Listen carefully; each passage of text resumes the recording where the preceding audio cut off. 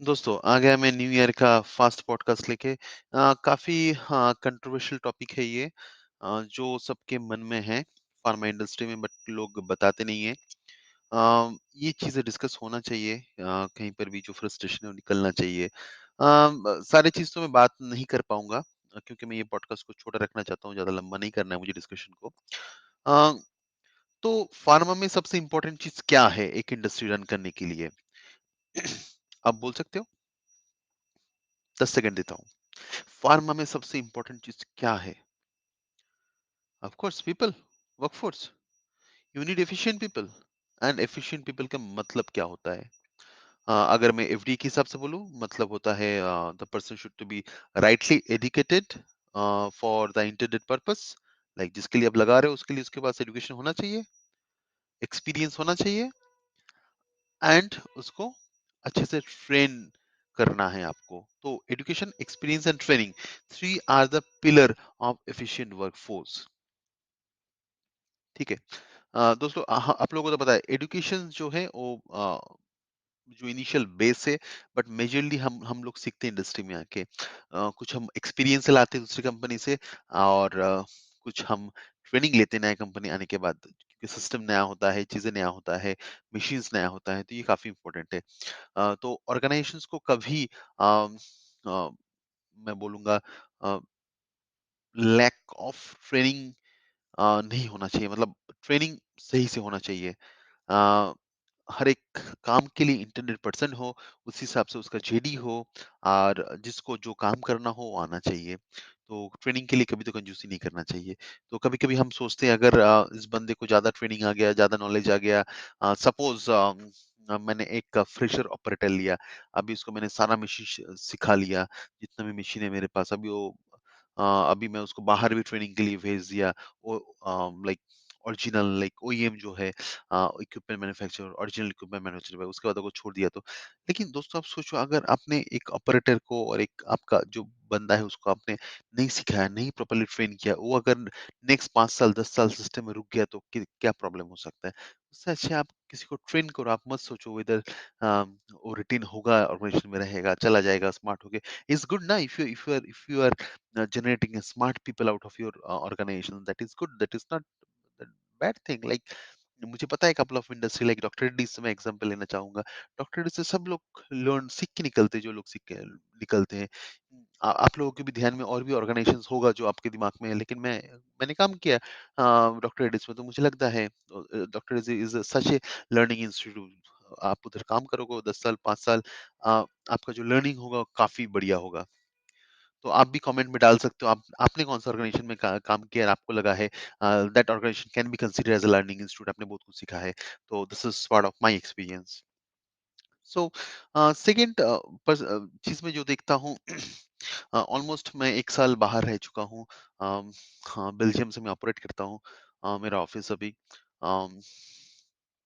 जो मैंने देखा है, बाहर डूअर का काफी इंपॉर्टेंस, लाइक जो लोग अपने हाथों में काम करते हैं। अपनी इंडस्ट्री में कौन हाथों में काम करता है?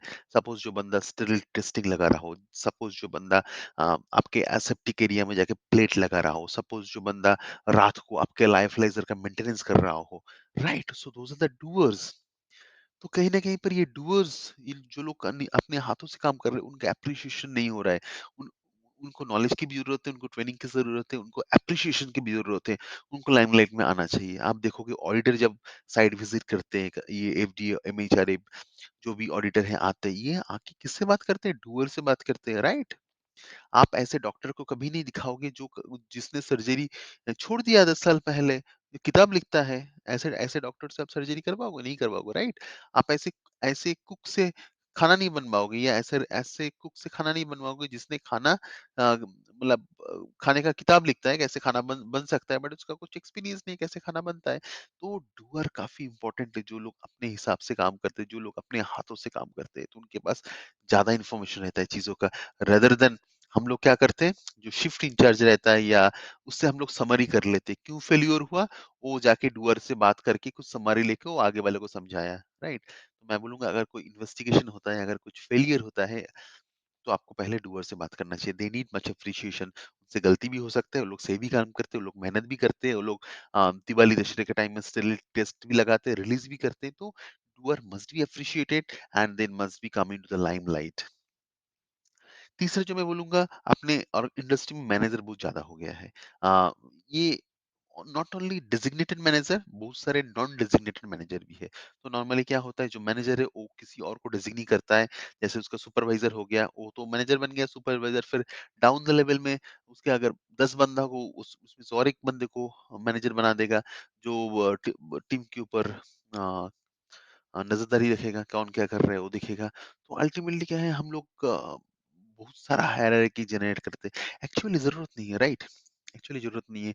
आप एक स्टैटिस्टिकली शीट बनाओ, एक्सेल में सारे लिस्ट बनाओ, कौन-सा काम कब होना चाहिए, क्या होना चाहिए, उसी हिसाब से काम सबको डिस्ट्रीब्यूट कर दो। पूरे महीने का आप स्प्रेडशीट बना दो। मेरे हिसाब से मुझे नहीं लगता हर एक आप देखोगे अपने इंडस्ट्री में आईपीक्यू में मैनेजर, डॉक्यूमेंटेशन में मैनेजर, टिज़म रेगुलेटरी मैनेजर, हर एक चीज़ में मैनेजर है, टेस्टिंग मैनेजर, ये मैनेजर, वो मैनेजर। आप पूरे इंडस्ट्री में आप देखोगे तो एक इंडस्ट्री में मिनिमम 10 से 12 मैनेजर होगा। उतना मैनेजर की क्या ज़रूरत है? We need executor and they has to execute based on the plan, right? और एंड ऑफ द आपको समराइज़ करना है। मुझे महीने में 200 बैच लेना था, मैंने 199 लिया, 1 बैच क्यों नहीं लिया? बैच का स्टेटस क्या है? या फेल्योर क्या है? तो आपको मैंने इसके लिए आपको मैनेजर क्यों चाहिए? Right? You can make someone from the team lead, जो अल्टीमेटली हो रहा है। आपके पास अगर आईपीक्यू में 10 बंदा है, उसमें से 1 person acting as a manager है, जो आगे जाकर रिपोर्ट कर रहा है उसके सुपरवाइजर, और उसके सुपरवाइजर जाकर रिपोर्ट कर रहा है उसके मैनेजर को। सो अल्टीमेटली अगर ये फॉलो हो रहा है, तो आप को टीम लीड बनाओ। Don't make multiple manager, senior manager, general manager. It's not really required making this kind of hierarchy, right? तीसरा है, मुझे कहीं कहीं ना कहीं पर लगता है वर्क लाइफ बैलेंस अपना हैम्पर हो रहा है इंडस्ट्री में। That was not properly plan. अगर कोई एफिशिएंटली काम करता है, अगर कोई एफिशिएंटली काम करके टाइमली चला जाता है, ही इज नॉट अप्रिशिएटेड। आपको लगता है अगर कोई टाइमली काम करके निकल जाता है, तो लगता है वो बंदा कामचोर है। और जो अपने हिसाब से लंबा रुक रहा है, बहुत लेट जा रहा है, मतलब they are efficient. So time के हिसाब से चीजें एफिशिएंट नहीं होता है। आपको काम देखना पड़ेगा, आपको अगर इवैल्यूएट करना है तो। ऑफिस में ज़्यादा टाइम कंज़्यूम करने का मतलब ये नहीं है he is more dedicated to office. Efficient people है, वो टाइमली क्लोज़ कर लेते हैं काम को। They don't look for attentions. Efficient जो लोग होते हैं, दे आर सेल्फ लर्नर, वो अपने ग्रोथ के लिए काम करते हैं। चाहे आप उसको क्रिटिसाइज़ करो, कल के दिन में देखोगे वो बन गया मैनेजर, क्योंकि उसने सीखा, फटाफट सीखा, इंडस्ट्री चेंज किया। अगर उसको लगा वो इंडस्ट्री उसके लिए सूटेबल नहीं है तो, अगर कोई उसको उसके काम को एप्रिशिएट नहीं करता है तो, and he is growing very fast. और आप अगर ऑयलिंग करते रहोगे टाइम तक, मतलब 8-9 बजे तक तो रुक के रहोगे, तो उसमें क्या बेनिफिट होगा? हाँ, हो सकता है आप उस इंडस्ट्री में 5 साल, 10 साल, 15 साल रुक जाओ, आपका डेवलपमेंट भी हो, बट वो डेवलपमेंट मेरे हिसाब से ट्रू सेंस में नहीं है। That is depend upon your, because you will be not happy, right? तो एफिशिएंट काम करो, टाइमली डिलीवर करो, घर जाके आराम करो। और मैं भी जो कोई भी सुन रहा है मैनेजमेंट से और इंडस्ट्रियल, लाइक जो लोग ये सारी चीज़ डिसाइड करते हैं, मैं भी बोलता हूँ, don't appreciate people are staying more than the required timing. अगर उनको ज़रूरत नहीं है फिर भी सैटरडे संडे आप बुला रहे हो, so that is quite of harassment. मुझे काफ़ी मैनेजर्स पता है, मेरे पास्ट लाइफ में मैं काफ़ी फॉर्च्यूनेट रह चुका हूँ। अगर मैं गलती से भी सैटरडे चला जाता तो लोग पूछते थे क्यों आ रहे हो? बताओ। So that is the level of I can say leadership. Don't drag people life, like ऐसे आप मत खींचो। आ जाओ, रहो, रुक जाओ, आज ऑडिट है, कल ऑडिट है, ये चेक कर लो, वो चेक कर लो। आप लोगों को एम्पावर करो, आप लोगों को प्यार से रखो, ये एक फैमिली है। आप जितना क्लोजली बॉन्डेड रहोगे, लोग आपको सपोर्ट करेंगे एक दूसरे को, because industry is nothing but a big family. आप एक दूसरे के साथ भाईचारा से रहोगे, सही से काम करोगे, तो एक ना बॉन्डिंग बहुत मजबूत होगा। आपका ऑडिट भी बहुत बढ़िया जाएगा और लोग काम भी बहुत अच्छा करेंगे। आप अगर एक दूसरे के ऊपर कीचड़ उछालोगे, एक दूसरे को खींचोगे, अप्रिशिएट नहीं करोगे, तो चीजें अच्छा नहीं होगा, राइट? ठीक है दोस्तों, आज के लिए डिस्कशन इतना ही। फिर मिलेंगे नेक्स्ट पॉडकास्ट में। Thank you.